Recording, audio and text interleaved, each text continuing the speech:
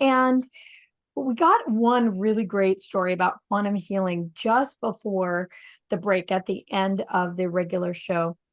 And in this part, you guys, we like to get a little weird and talk about some of the amazing things. Bill and I have the great privilege of seeing miracles every day.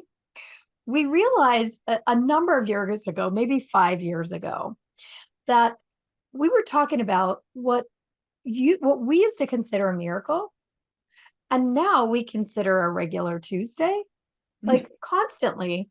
And so our joke used to be, where's my miracle for today? Because you kind of get accustomed to it.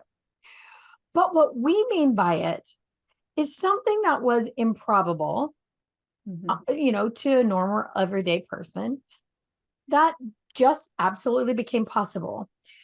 To us, we know it's not magic. There's a technology involved and, a systematic way to create change.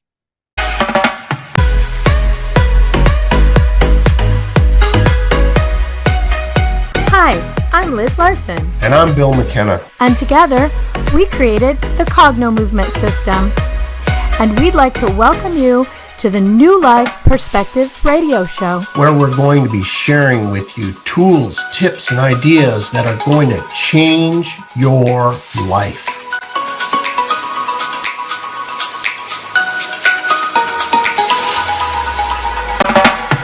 Hello in UK Health Radio Land. I'm Liz Larson, and I'm here with my friend, Bill McKenna. Hey, Bill McKenna. And we are the duo that hosts the New Life Perspectives radio show here on the UK Health Radio Network. And we just happen to be the duo that created the Cognomovement system. And today we're going to have a lot of fun because we are interviewing another duo. I'm sure they have our excitement and feel our pains, having it be two people together. It's so great to have that support. I'm sure you guys feel that as well.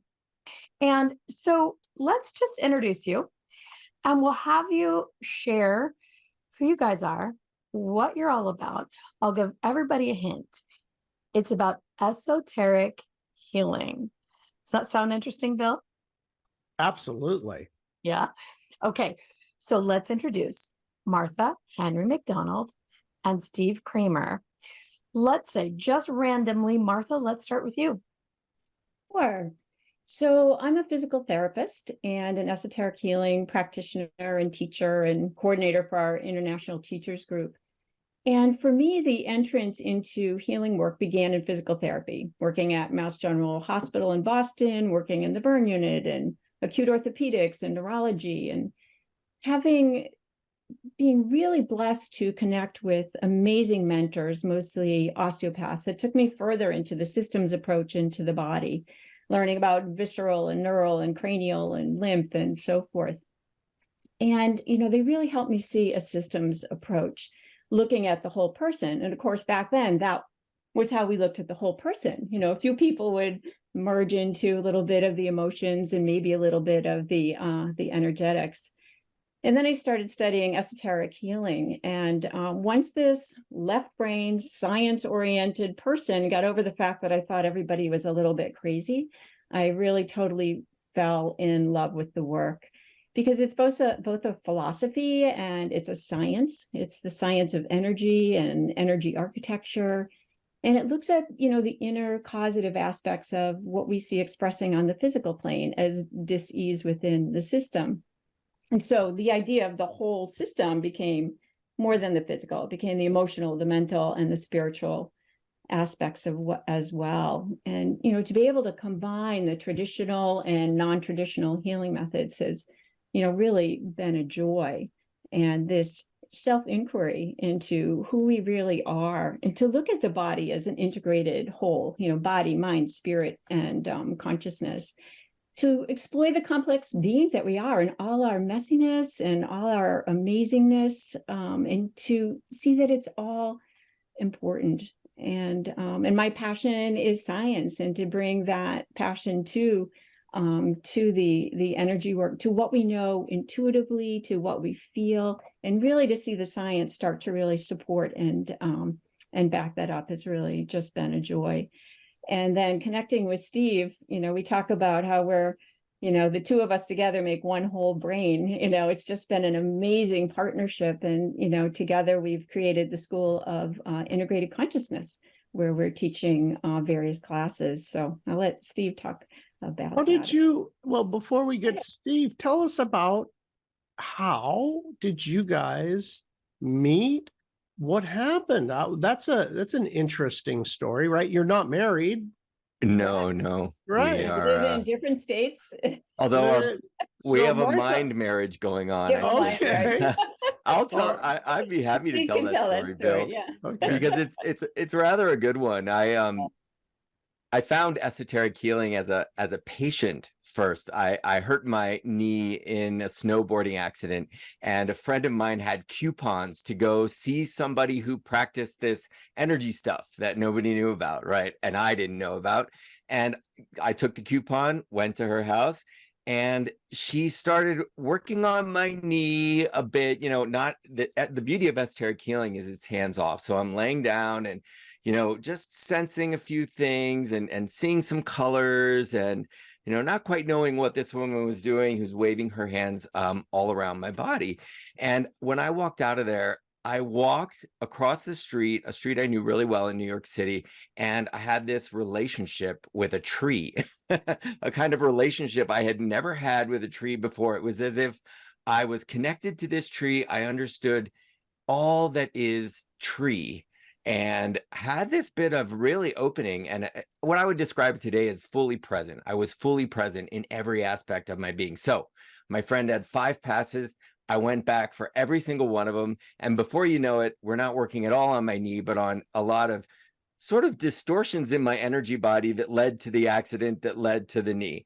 Anyway, 10 years later, so I was on the table once a month, every month, for 10 years, receiving this work and always asking tons of questions. And that particular practitioner, who I'm still dear friends with, just would always, kind of blow me off. And she just wanted to do the work, very, very scientific herself, but really just wanted to do the work, answer a couple questions and out the door. And then Martha was going to teach these classes in New York City. And she said, finally, Steve, please go see this woman, Martha, take this class and stop asking me so many questions. So that's how we met. I was a student of Martha's and showed up with 10 years of this experience, this sort of work, knowing it somatically, sort of knowing its efficacy as I had evolved and I had come to know myself and trees and buildings and other people and animate and inanimate things in ways I had never imagined.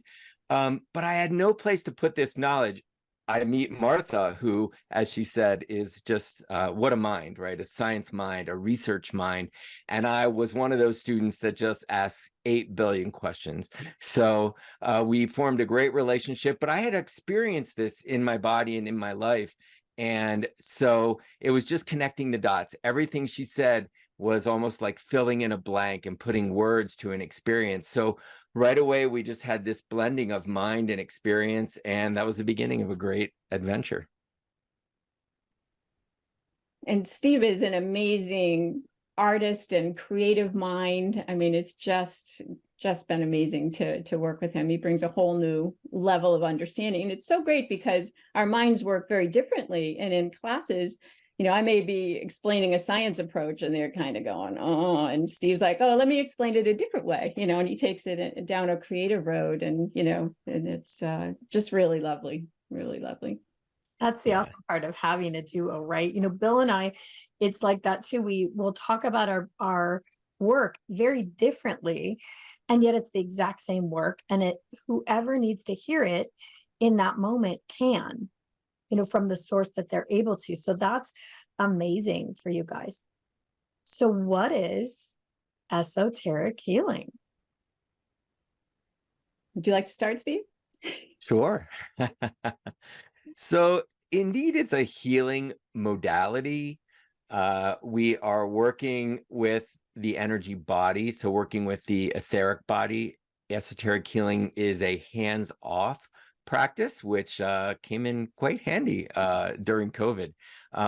Practitioners will work with a person as I received it, in an office, but it can also be done at a distance. So practitioners learn to sensitize their hands. They learn to align and attune on a soul level and be able to sense energies. So we're working with the energy bodies. We're working with the 7 chakras and beyond. So we're working with the energy architecture of the human being. One thing I love about esoteric healing is it's so specific. I never thought I would know what the thymus does, what the thyroid does. Why do we have a pancreas? What do our adrenal glands do? What is the dorsal vagal nuclei? It's really an exploration of what makes our physical body so unique as an expression of consciousness, but how does that also work as a sort of fractal facsimile of our energy body? So we're working on every level with esoteric healing. We're working with the etheric body, the emotional body, the mental body, the spiritual body. I almost see that as my hands move horizontally as energy bodies that go from denser to lighter, but we're also working with energy centers. So we're working with the 7 basic chakras and above. So it comes with a lot of really beautiful groundwork on what is a human being, and really a map, a beautiful, intricate map of who and what we are energetically. And then this work is there to help, if you will, or assist in clearing those distortions. And with esoteric healing, soul is a big word. So clearing those distortions by an inflow of higher energies where our truth lies, in a way. Distortions we've created by just being a human and being in relationship to the planet, to other people, to ourselves. Those distortions arise. And as we align ourselves with our innermost, or our truth, that word esoteric, right? It means innermost. As that truth moves through our system, it can help clear those distortions. So we're facilitating that in an alignment and attunement process between the practitioner and the recipient. Martha, you might have some, or does that bring up any questions? Or Martha might have a very completely different way of explaining it, which could be interesting as well. Tell us, Martha. Yeah, so that's great. It was beautiful. Totally agree with everything that you were saying. And it's really opening to the wholeness of who we are. And as Steve said, we have distortions. As soon as consciousness comes into form, I mean, matter is not perfect, right? So the energy gets distorted. We also have, you could think of it as pathways that, are immature or have blockages or don't know their capacity yet. So it's helping the system to grow up and wake up in every way. And, to reveal the wholeness that lies, underneath. And, most people don't, what is wholeness? We don't even know what wholeness means because we're so used to living our parts, right? Coming from a physical therapy standpoint, someone has a knee injury, that's where the focus goes. They don't often want to talk about the emotional aspect or what might be behind it.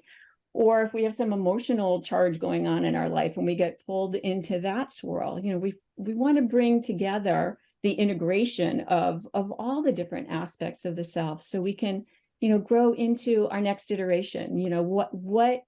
What is in our capacity to evolve and grow, in this lifetime, in this precious human body.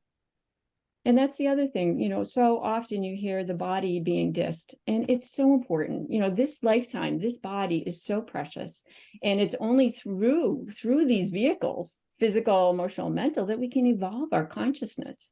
We're here for a purpose. We're here to do that and not to escape, and in many paradigms, it's about escaping. Let's go to the higher chakras. Let's go to the higher self and forget about these vehicles that are, such a gift.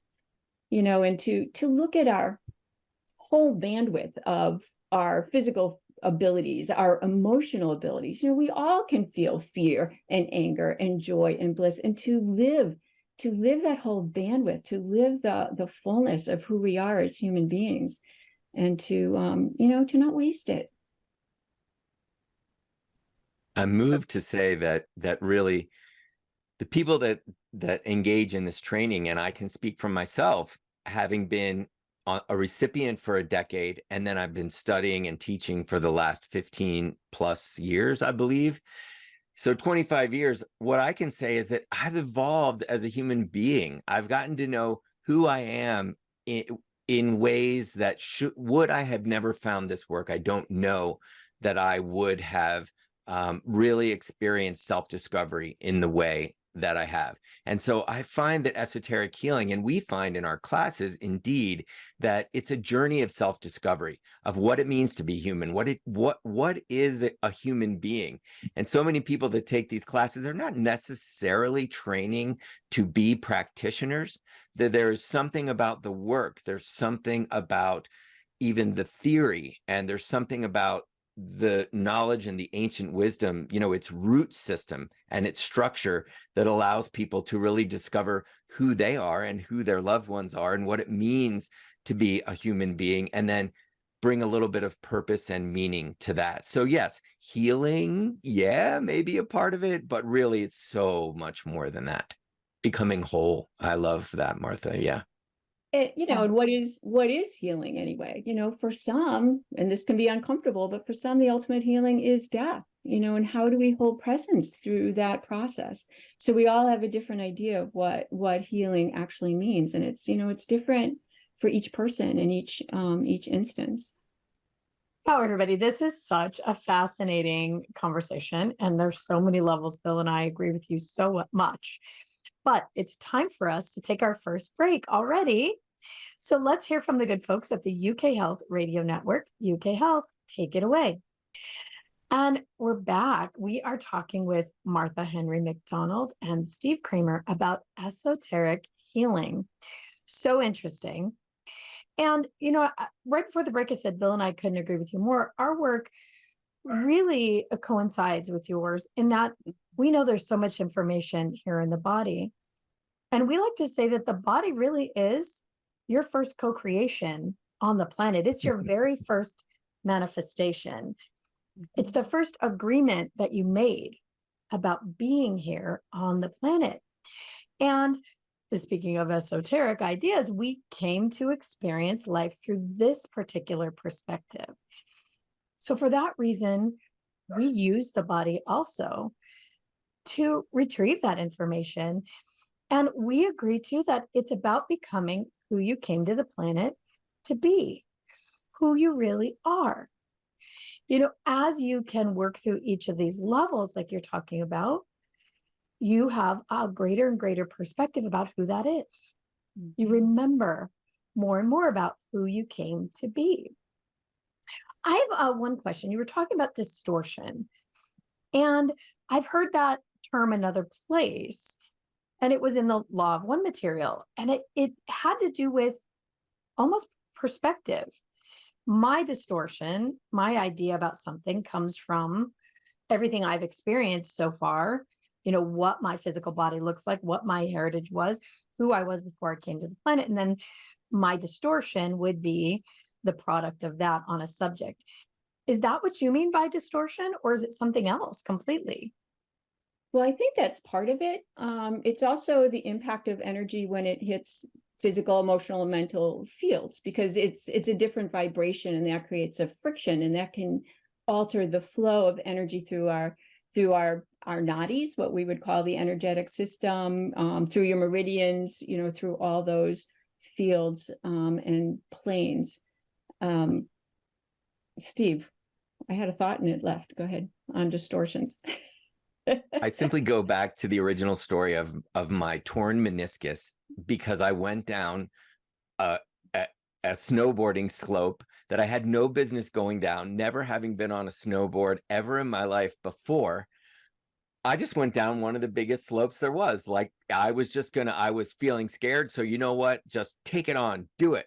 And went down this, hill and landed into a tree. And there it was. I luckily didn't hurt myself too bad, but I tore my meniscus, which is still torn. So I went to an esoteric healer. She didn't fix my meniscus, but what she talked to me a lot about was the distortions in my emotional body, that there was a lot of fear going on in my life, and that I've met that fear with a sense of sort of really dynamic adventuring, that I would just constantly trump the fear, go straight over it, and go straight into something almost blindly, you know, with this great daring as a way to meet and face the fear, which isn't always so wise. And my physical body reported that to me, like, well, why are you here? You know, there's a bit of a distortion in even the way you're approaching life that isn't really considering the whole, what you're actually capable of and what your body can withstand, what might be wise, what might be in your best interest, what might be kind and compassionate, right? So I would say distortions are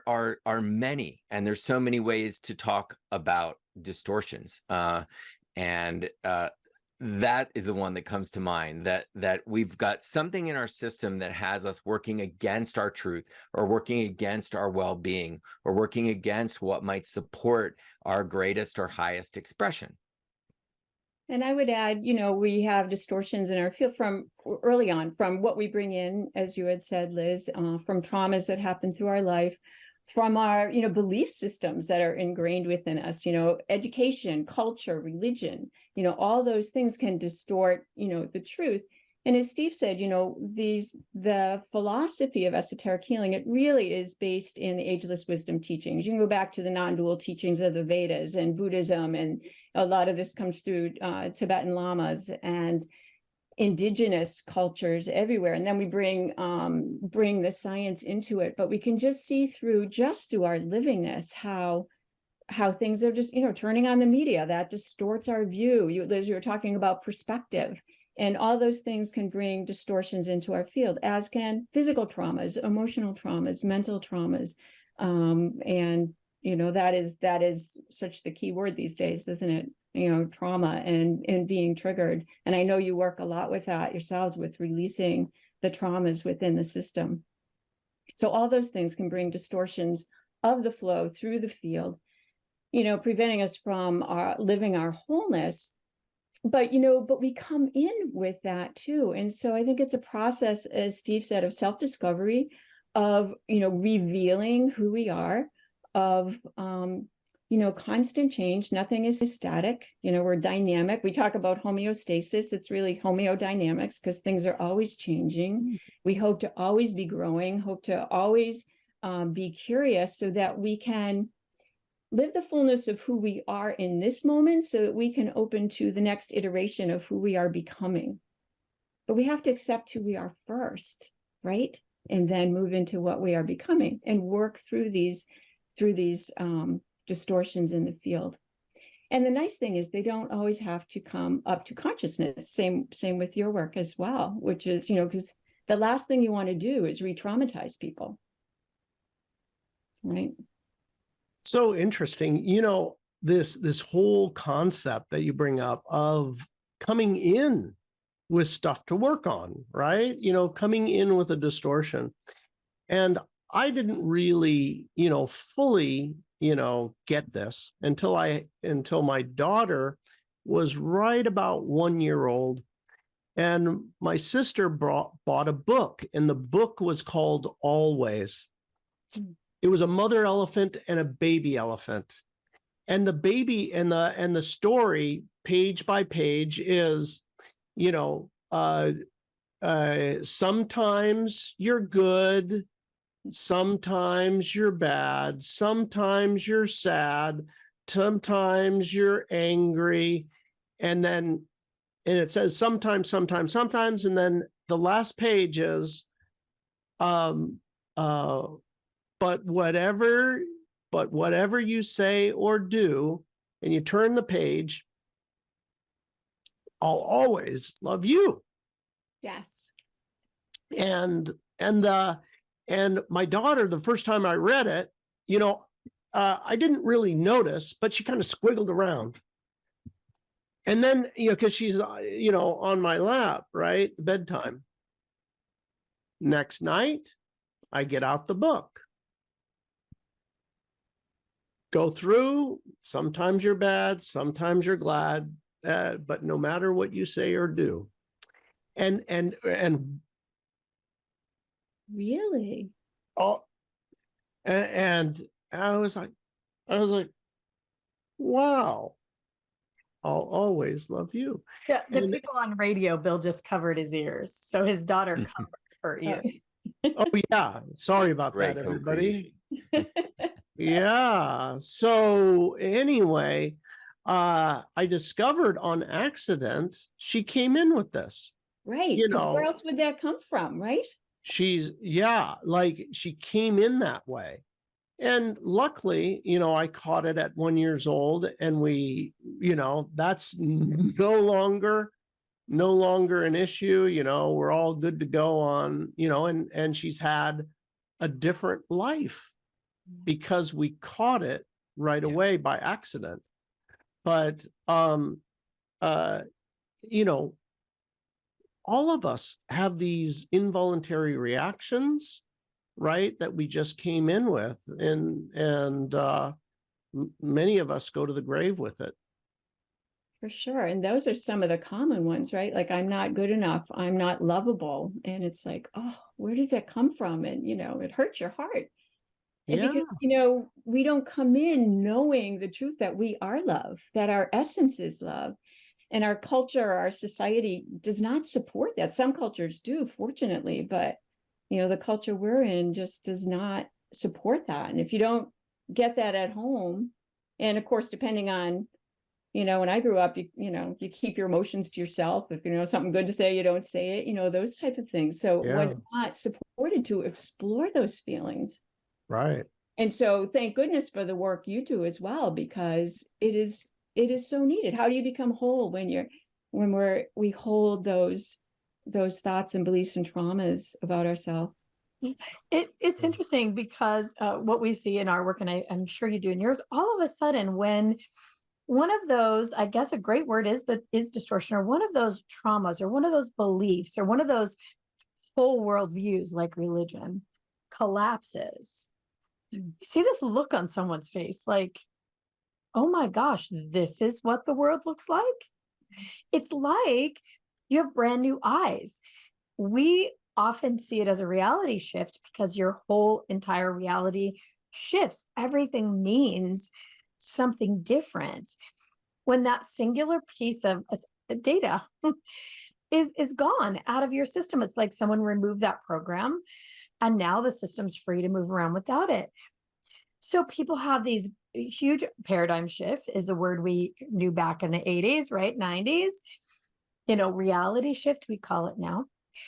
But we found that there's a certain kind of person who is attracted to this.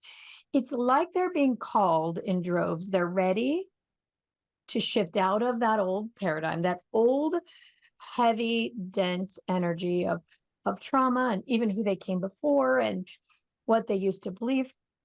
They're ready. They don't know how to do it yet, but they're ready. And they're the ones who become the next teacher. They're the ones who are then raising the consciousness of the planet. So what kind of people do you see that are attracted to this kind of work, to esoteric healing, to really learning about who they are and who they came to be? People who are willing to observe. Bill, the moment you were telling that story, there's a moment in your story where what I'm aware of is that you are aware. You are aware of your daughter putting her hands on her ears, and all of a sudden the love for her, the love that you have, comes through, but there's also an awareness of, here is something. And how often do we just go on? We put a Band-Aid on it, or we move on to something else. We find a different book because we think, oh, that book's just not for her. So I would say it's the people who are willing to observe, who are willing to find a bit of, that heart opening, which allows us to see that maybe we're a part of something bigger than our small self, the beginning of that path. But I think it's also just an aha moment when you realize that you are so much more and so much more complex than you realized. For me, I was raised with so much love. There was no reason for me to be an angry little fighter, which was my response to fear, when I was raised with a great family and just loved so much. as the work went on and I became more intuitive and I really learned about the complexities of being in utero here, that was an in utero thing of my mom, a very difficult child carrying me, brain cancer while she was carrying me. We all lived, but brain surgery, all of it. And everyone around me in fear and her in fear until I was born. And that lived inside of me. And I didn't know how to name it. I didn't know what it was. All I knew that I was going to confront life, you know, just take it on. And this sudden shift of presence of going, you're more than that anger. You're more than that fear. You are actually a really complex being. And I wanted to become aware of that more.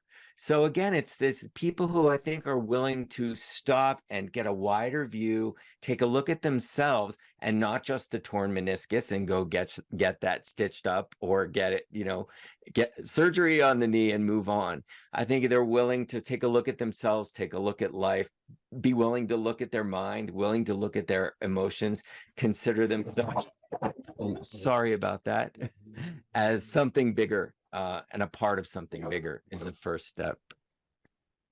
Yeah, it's so funny. Whoops, go ahead. Can't hear you, Bill.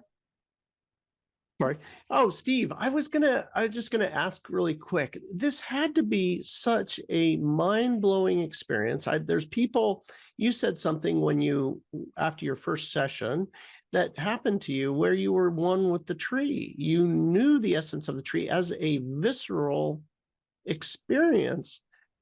That had to have had significant impact because you mentioned other people, buildings, everything, that you then became aware of your oneness.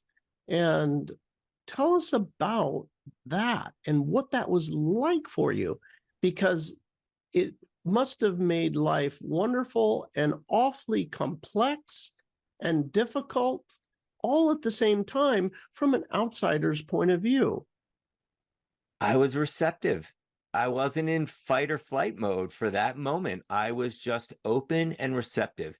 And the work that this fantastic esoteric healer, Stephanie Erdang, for anybody in New York City, you know, the work she did grounded me. It grounded me. It gave me a base and a platform. It opened my heart. It neutralized for that moment the fear, and it tapped me in. What I felt like when I was sitting there was like I was a chest of drawers that had drawers pulled out on the front and the back, and the drawers were being pushed together. And in a sense, I just experienced my essence, which, you know, is love, you know, is beauty, is goodness, is truth. And I just had this moment of being present and not being in resistance.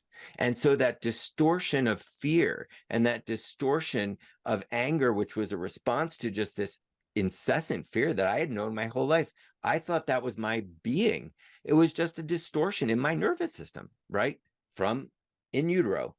In that moment, I was open and receptive and willing to be with the experience. And it took a lot of time and it took a lot of training, but certainly it had much more to do with healing, had much more to do with with being in alignment and being willing to be with my truth and in my heart and open and receptive then. Oh, beautiful. Hey, I'm sorry to do this, but we got to take a break for our great friends at UK Health Radio. Take it away. And we are back and we're here with Martha, Henry-MacDonald and Steve Kramer. We're talking about esoteric healing, about distortions, about becoming who we really came to be on the planet and what's that process about. So we would like to ask if you would be willing to have everybody go through something, a sample of what you do. Because I think for a lot of people who are not familiar with this kind of work, it can be a lot of words that don't connect up to anything really that they've had an experience of. So would you guys be willing to let everybody have an experience? For sure. Yes. All right. Take it away. We'd love to experience it ourselves. All righty. So what we're going to do is take you through what we call an alignment. And, you know, it's to really get our personality lined up in such a way that that's not ruling us and opening to our higher aspects and to ground as well. So we'll start with that. So I have you settle back into your chair. And let's just take a few long, slow, deep breaths and invite ourselves to settle. Simply breathing in and breathing out.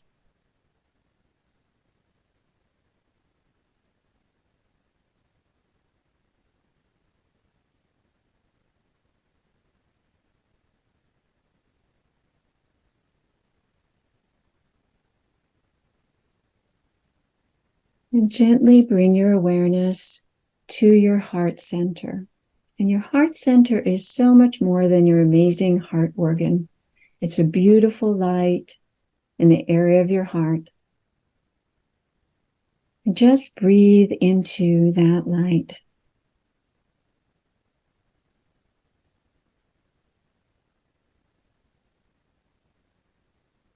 And with each breath, that light becomes more radiant and more expansive.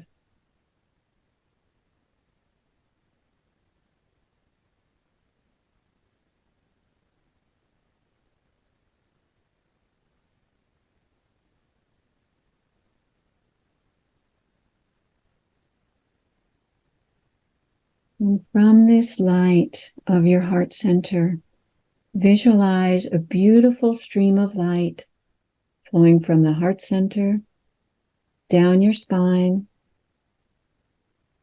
all the way down to the bottom of the spine, the coccyx. It flows out from there and flows down to the earth.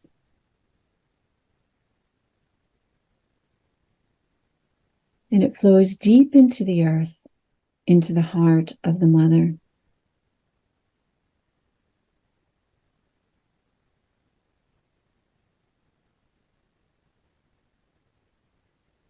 Knowing that all our physical components are from the earth,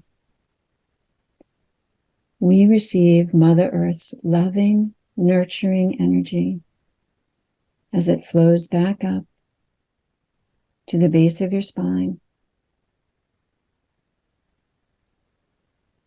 and flows up to the heart center.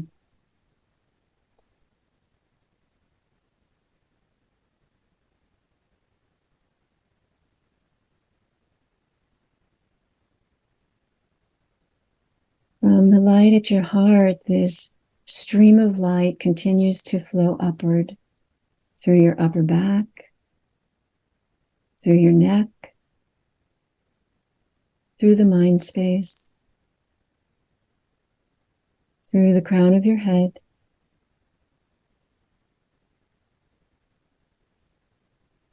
to the light of your higher self just above your head.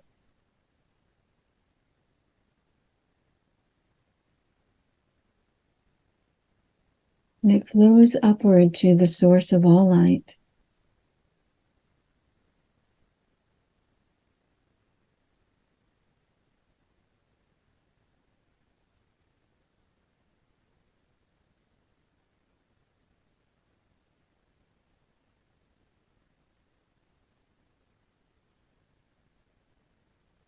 From this source, we receive life, we receive love, we receive the will to be, and it flows back down to the light of our higher self.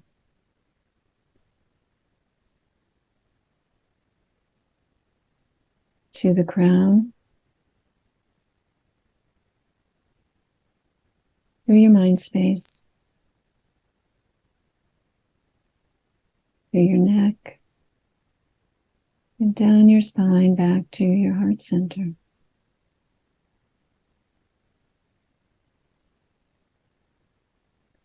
In this alignment, feel your ground and feel your connection with consciousness. That is always flowing.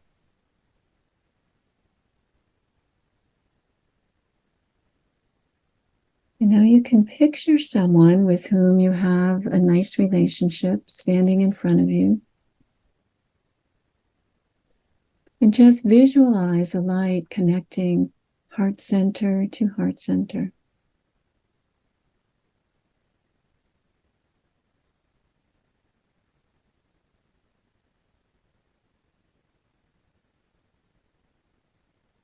Visualize a light connecting from your soul light or higher self to their soul light or higher self.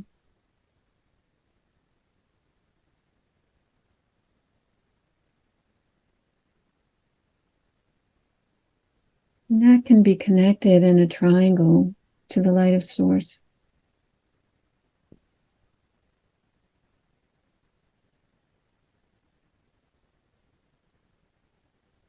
And that creates a space for connection and communication and relationship on a much higher level, detached from the personality, being connected heart to heart and soul to soul.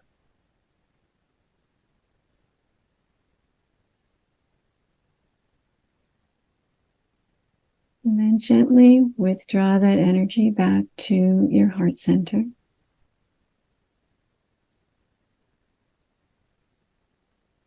Take a breath in and a breath out.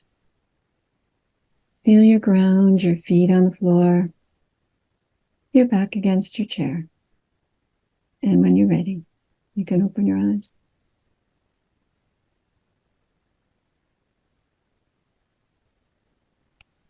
That was beautiful. What a great meditation. I could really feel that. That was awesome. Thank you so much. What a gift to all the listeners.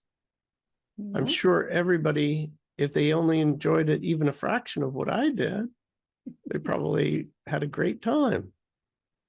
And it's such a great way to relate to anyone. You know, if you have a challenging phone call to make, connect with the person, you know, challenging relationship or any healing relationship, any relationship. It's such a gift to connect in those ways. Mm. You know, and I think that kind of connection has become so available now. So many amazing things have become available, miracles. I had somebody tell me the other day, you know, it's so interesting, but I find that my clients are actually healing between the time they make the appointment and before they get to me. It's like they get the healing, the intention of it long before, you know, this quantum shift seems to happen. So we just have a few minutes left. I want to make sure that everybody knows how to find you. Like, tell us how this works. How do people get a session? How do they learn about it? What do you guys have coming up next? Great, see? Oh, you're muted. Sure. So the School of Integrated Consciousness is where you can find both Martha and I information on ourselves and our upcoming classes. That is SIC for short. Our website, I'm sure, will be posted on your site, integratedconsciousness.com. So yes, we have a brand new round. An esoteric healing training is about a year-long program. It's in 4 modules, and we start a brand new one in mid to late October, I believe, and that will go for a year. Those classes are usually a Wednesday night and then 3 days, Friday through Sunday. And again, it's in 4 parts. So that's what we've got coming up next. And then we teach lots of side classes that are all listed on our website. And then can people come for an individual healing? Are there practitioners that they can actually have an experience? Absolutely. So both Martha and I treat individuals, and we've got our information is on the website, but there's also esoterichealing.com is a website for North America and practitioners in North America. And there are 2 organizations, the International Network for Energy Healing, and there's the National Association for Esoteric Healing. So lots of practitioners globally, worldwide, and those websites, could do a Google search for them, and those websites list practitioners and teachers who are offering classes and trainings in esoteric healing. Yeah, we have teachers worldwide offering classes. Yes. Beautiful. Okay. So right before we get to the end, I'd love to ask you, what is the one story that you could share with us that just blew your minds as practitioners, as the creators of the modality? What have you seen that was just incredible? And then if you guys have time, we'll share some more stories. We'll get a little weird in the after conversation. So for everybody listening, anywhere that you find podcasts, you can hear the extended after conversation, and you can also find it on the Cognomovement website or Cognomovement YouTube channel. So if you look up hashtag Wellbeing Podcast, you should be able to find the UK Health Radio Network series of programs, and you can find the New Life Perspectives radio show there in the extended conversation. So let's get juicy. Tell us some stories, or at least one great story. Do you have one off the top, Steve? Oh, Martha, would your brother mind if you share the story of Which one? Go ahead. Martha's got so many incredible stories. I have 4 brothers. Which one are you talking about? With the heart. Oh, when he was in the hospital? Oh, so one of my brothers was traveling to, he had a business trip to Ireland, and he started having numbness and tingling in his face and arm. And, we have a family history of heart disease and so forth. So he went to the hospital, and they said, no, you're fine. We think you're having a migraine. And he called me, and I'm like, oh, that's not your usual migraine symptoms. Can you get home? So he goes to the airport, and he's putting his bag through security, and his leg goes numb. So now he drops his bag, and he's starting to run, but he can't feel his leg. So he's lucky, he's got security now chasing him, and he knows he needs an ambulance. So anyway, they again told him he had a migraine, flew home. Ends up he had a stroke, and he had a hole in the heart. And so I remember treating him, and I'm like saying to my husband, oh my God, I think he has a hole in his heart. So a clot had passed and gone up to his brain. And then he was, I had permission to treat him, and we always treat with permission. And I was working on him, and I just had this feeling, and I was working on the numbness and tingling in his leg and so forth. And I just thought, I should really give him a call and just see how he's doing. He's like, oh, thank God you called. I thought I was having another stroke. I could feel you working on it.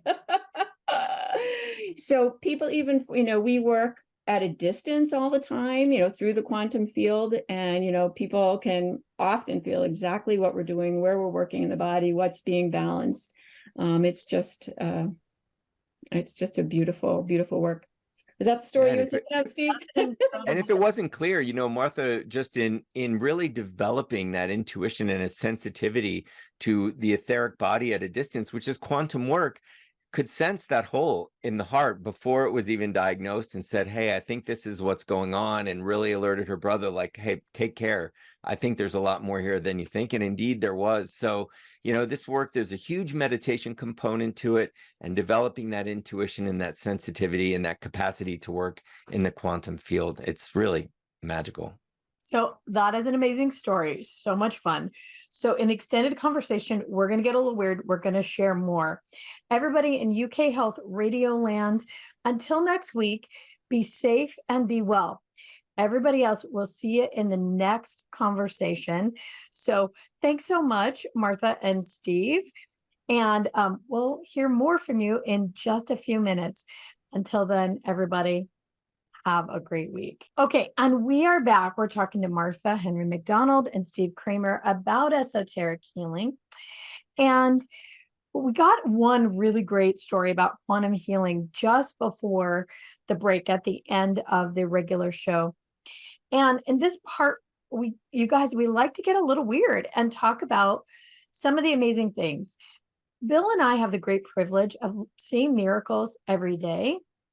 We realized a number of years ago, maybe 5 years ago, that we were talking about what we used to consider a miracle, and now we consider a regular Tuesday, like constantly.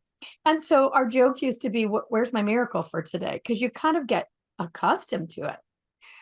But what we mean by it is something that was improbable, to a normal everyday person, that just absolutely became possible. To us, we know it's not magic.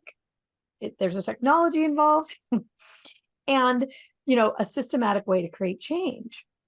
But still, it blows our mind how amazing some of this stuff is.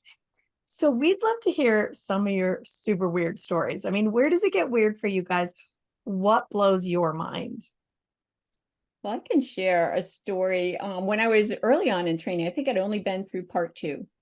And I had a client call whose husband had blown out his ankle. And it's like, oh, yeah, we can make an appointment. I'm like, oh, how are the kids? Just checking in. She goes, oh, her son was 14 at the time, and he was born with a megacolon. They took out several feet of his colon shortly after birth. He had an 18-inch long appendix. And so he always had trouble with peristalsis, like he couldn't go to the bathroom. So they do medications, they do so forth. And at this age, he was about 14, and they couldn't get anything to move through. And he's being seen by the top doctors in Boston. They'd put in electrical stimulation into the colon to try to get it to contract, and it wasn't.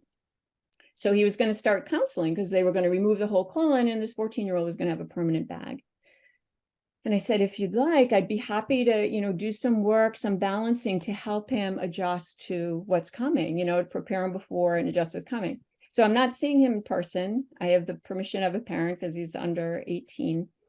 And so I worked with him, on my own in my own time. And I got a call from her saying, so what did you do? And I'm like, oh, I just did some energy work. She goes, he has gone to the bathroom every day by himself.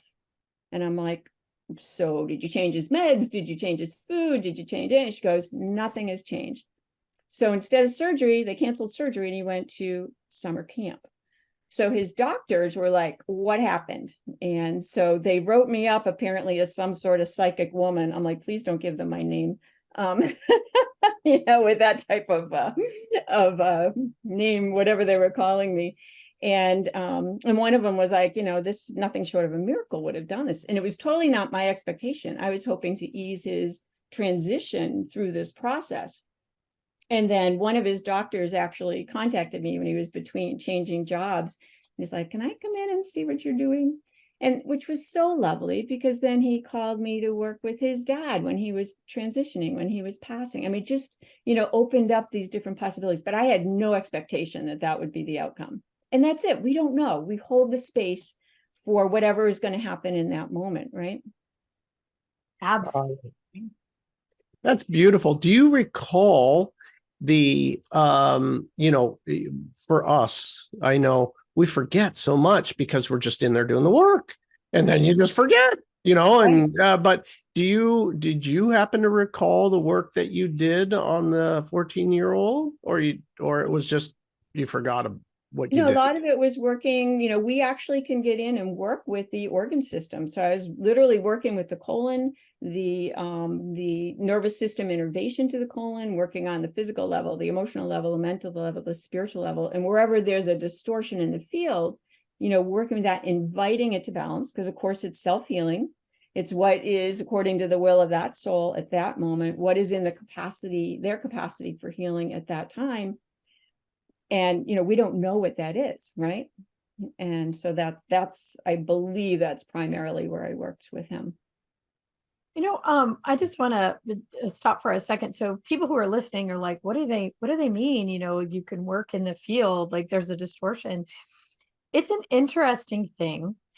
You don't even have to be super sensitive to know how to do it. But if you were to run your hand down the outside of someone, you can actually feel where there's a distortion, like a, what do they call that in Star Wars? In the field, there's a distortion. Is it distortion in the field?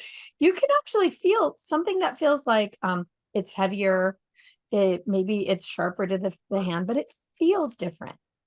And if you stop and ask somebody, is there something here? A lot of times they know, oh yeah, I have I had surgery there. Or, oh yeah, I have my shoulders out there. Oh yeah, I was just diagnosed with whatever. So it's something that should be common knowledge to all of us. And it just isn't, that these things are actually present. So there's so many layers on which we're talking about this, how these changes make, but that's just one where a lay person, any person could actually learn how to touch and feel and make changes just outside the body. It's so interesting that, I have this morbid curiosity about how did that all start in the first place with that boy? Like, was there a reason they needed to remove all the excess? Like maybe his body was going to grow into a giant and he needed all that intestines. Do you have any idea why they removed No, it? because that was done when he was a baby, and I didn't work with him until he was 14, and I didn't work with him in person either. Yeah. But clearly it was not functioning well, and they knew that. And, you've got this little tiny body with many extra feet of colon, an 18-inch long appendix, and a little baby. Yeah. Wow. Yeah. Yeah. Right there, Martha, is for me just one of them. Talk about kooky is not only are we doing this work where, yes, indeed, you can really sense somebody's aura. Of course, if you've got your hands down someone's back, you can really even close your eyes. And if you just really pay attention, or open yourself up to their energy field, you could even feel where the small of their back is and where, we've got this tangible energy field around us. What amazes me is students today that we're doing this class, we've got students from all over the world. And because they know their partner, will work live as a group, but who you're working with, and they'll do a very clear alignment and attunement with their partner. And they are sweeping the interior of their liver, and they are working on their emotional body, and they're working on, their pyloric sphincter, and here we can get that specific with the energies in these various parts of the body, all the way from those very physical organs and glands and systems out to their emotional body, their mental body, and at a distance, and with people who have just met. So that idea of a Tuesday is just another miracle. We used to work in Boston. Our classes used to be in Boston and New York and are largely online now. And we would have students working right across from each other, and we'd, just watch their alignment and watch their work. And then we'd throw at them, oh, let's move you to a different room. We'd put the partner in a different part of the room, and we'd watch everybody freak out. How am I going to do that? I'm not going to be able to sense the organs or the glands or the systems, or I'm not going to be able to feel anything. And they would all have this aha experience of, wow, I'm actually sensing this without you even being in front of me, but they're just across the room. So when Martha and I started doing this for the first time on Zoom, and we had someone in British Columbia and someone in Great Britain and someone in Tucson and someone in Quebec, it was like, okay, people here, let's go. Let's really put this to the test. And indeed, literally zero difference, and if not even greater efficacy, because that there was a lot removed. It was just pure trust, pure, trust in the work, trust in themselves, and like magic, there they are doing the work at a distance via Zoom. So yeah, to me, that's just pure magic and truth. And for people to know that they feel energy all the time. You feel the heat off your coffee cup, right? You feel the heaviness or lightness of emotions. We're feeling emotion, but just to have that come to your awareness that you are feeling energy, and then it becomes much easier to go, oh yeah, I already do that. I see that ripple on the pavement in the heat, when I'm driving the car. Yeah, that's seeing energy. And then people can go, oh yeah, I already do that. So do people get freaked out when they realize they can do it? I think they get excited. Yeah, I think all of a sudden, yeah, just the potential, I think it affirms something in them. I think maybe they were nervous before, and many classes in on Zoom, we have yet to see someone just say, I have no idea what you're talking about, and doing really effective and safe, beautiful work. Yeah, I think they're excited. Yeah. I think it's interesting. In person, there tends to be more doubt. Oh, I'm not sure I can feel this, and so we had no idea how it would go on Zoom when we started. And people were like, yep, got it. And we were like, wow, and incredibly efficient. It was just mind blowing how efficient. Yeah. So, yeah. You've been doing it for so long now. Are you finding that there's a acceleration, that they are taking it in faster, easier, and they're just like, it would take what took you years to learn, they're picking it up very, very quickly. Is that Absolutely. We used to teach this class over 2.5 years, and we now have shifted our entire program, which I would say could have been in 8 parts, into 4 parts, because people can do the work. They're right there. We used to have to spend so much time with the basics, and now people are just energetically, they're, I don't know if it's the World Wide Web. We're just really open to this idea of energy moving at lightning speed and being able to connect to your friend in New Zealand on Zoom, and there he is. And it's just, the boundaries and the barriers seem to be gone. And I think our hearts, as much as we, sort of say, oh, everything's, the world's crumbling around us, I think people's hearts are opening in ways that are just, yeah, I think their hearts are there in ways they weren't before. I think really we have experienced, Bill and I talk about this quite a bit, that fourth and moving into the fifth dimension, people all the time. I was just in Utah with an incredible group of people that are, it's a table full of weirdos, but talking about things that years ago would have been talked about in hushed tones. People would have been embarrassed. We would have thought each other was crazy. And we're just having this high level conversation loudly in a restaurant, and nobody took a second look. I think it's we use the word available. I think that there's so many people ready for this information, and also people who've come to the work, who've already studied 1,000 things before. They're educated, they know, right? And now they come to a place where they find your work or something like ours where they're absolutely ready. And it just flows. It just comes.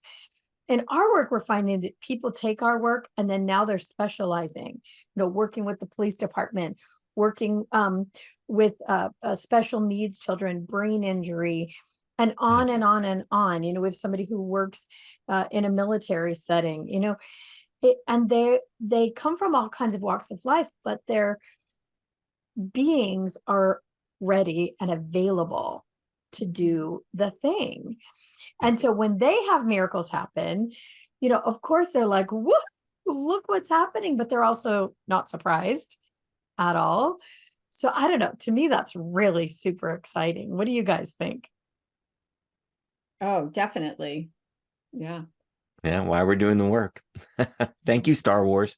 Yeah. Star Wars, right? Okay, so tell us another weird story. What's another thing that seems like it's impossible, but it totally happened? Have one, Steve? I got none. No, I'm just your normal Joe Schmo doing good old energy work. Oh, yeah, right. Steve does amazing work. What's just so fulfilling is seeing people come in and,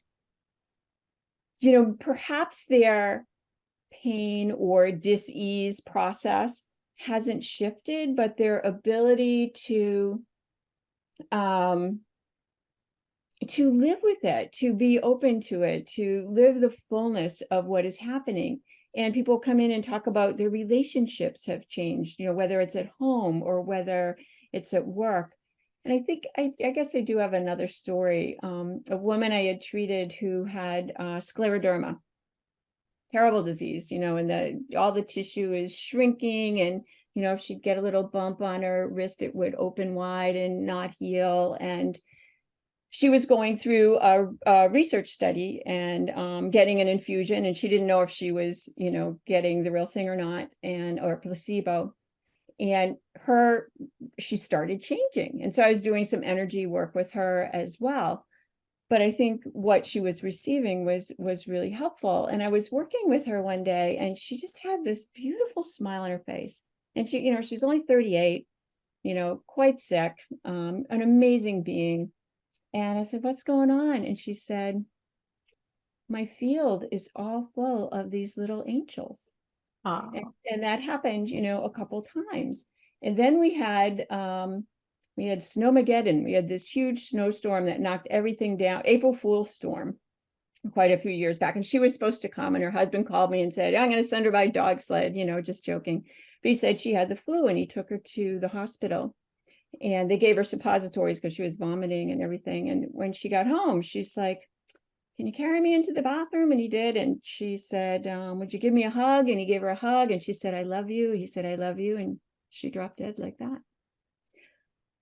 And knowing she was surrounded by this field of angels. And she had said, I know they're there. I know whatever happens. And I think it was such a gift of her tuning in so deeply to herself and feeling that love, feeling that support, knowing she wasn't alone with whatever was going to happen. I mean, that's a gift too.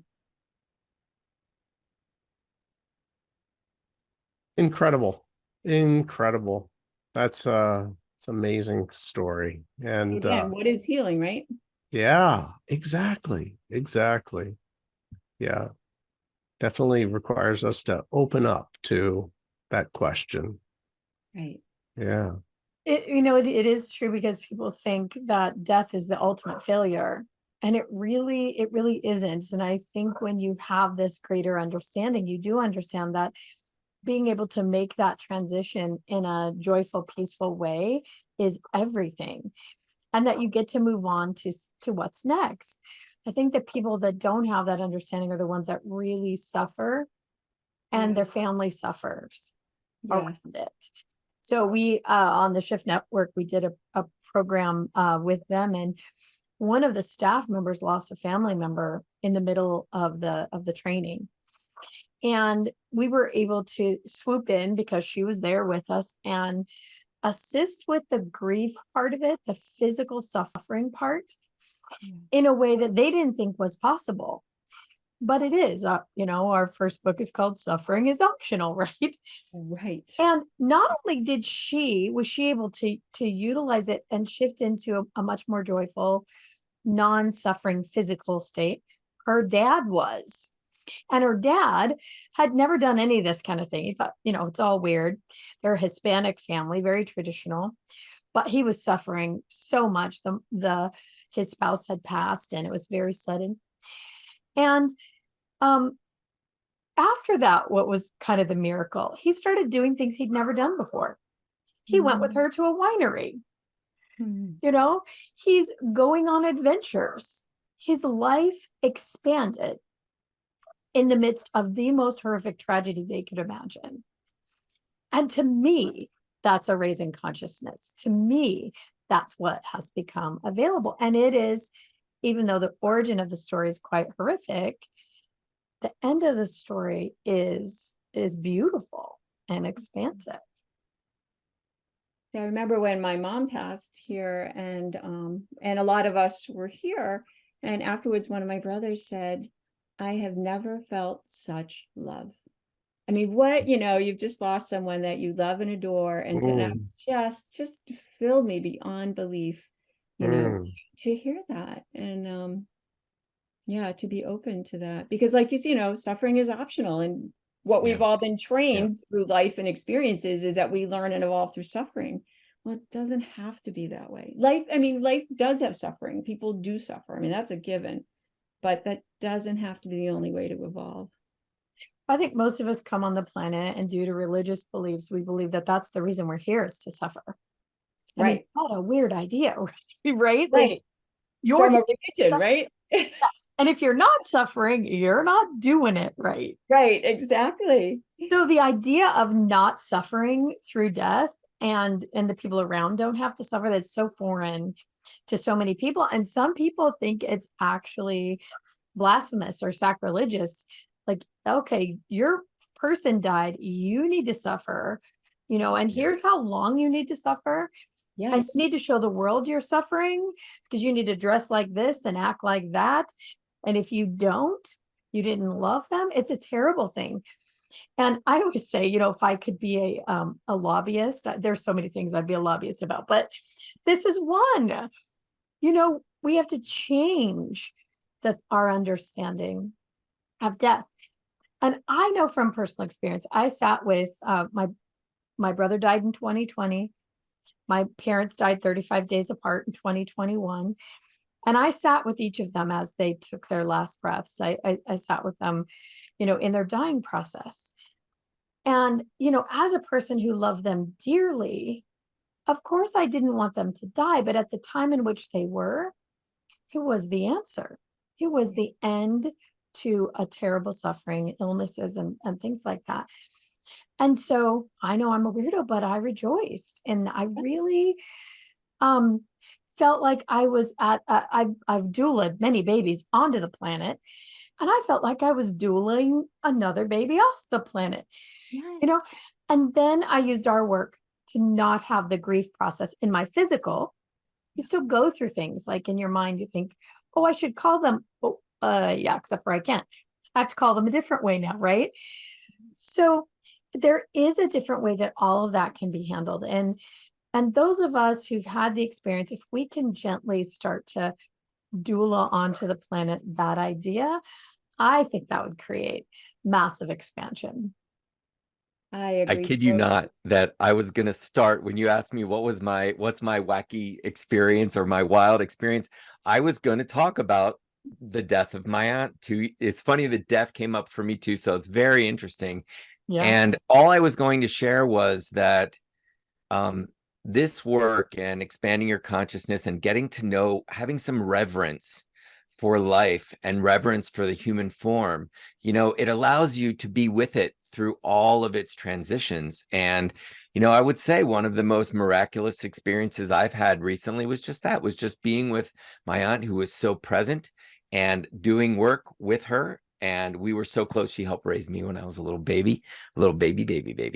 And so everyone around just could feel the energy of heart and could feel the reverence we had for life, and everyone attuned. We all created this same vibration of just simply love, and it was glorious and light-filled and a celebration. Oh So my gosh. it's those small things, right, that are very, very big things. And all of our work, I think, is just generating reverence, for what we have here and our potential. You know what? I so appreciate you sharing that story. I could feel that one way over here. That was nice. I'm sure I'm not the only one. That was very nice. Thank you. Thank you. Oh my gosh. Yeah, we've come up to that 20-minute mark, Bill. So let's pass it over to you. Let's have your last comments, Bill, and wish our guests well for the end of the show.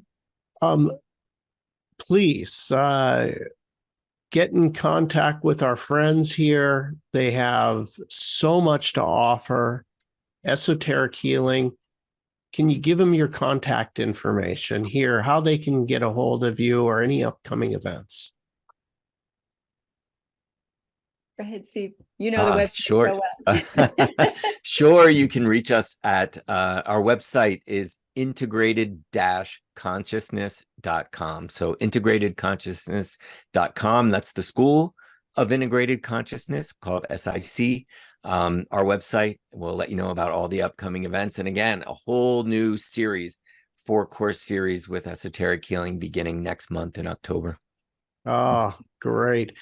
Thank you. Thank you both for being with us. Thank you so much. This was wonderful, delightful. Great to be with you. Thanks for the great work you're doing in the world too. Likewise. Thank you all, Liz. We will see you in the next chapter. All right.